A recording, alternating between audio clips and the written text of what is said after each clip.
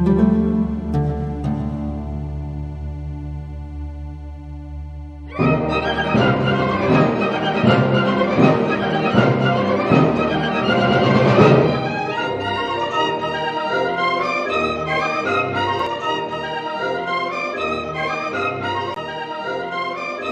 təmizlənir, sonra başlayırlar daramağa. Baxın bu alətə.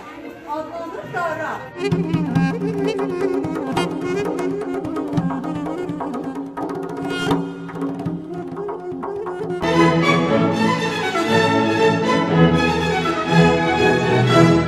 Həmin nağılda gördüyünüz alət məhz bizim muzeydə var.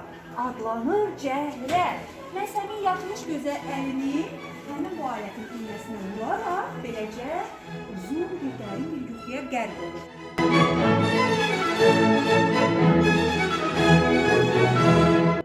Adı məfrəşdir. Yadınızda qalan? Məfrəş. Baxın, nənələrimiz bütün əşyalarını sadə eləməzlər. Mütləq bəzəyər.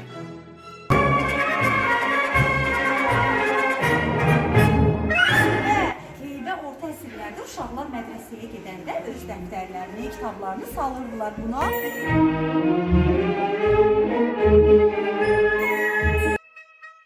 Burada ilmə salma üsulu var. Uşaqlar baxın, bu ucu onu salır, daha sonra kəsir. Düyün vurandan sonra kəsir və beləcə alçada ilmə yaranır.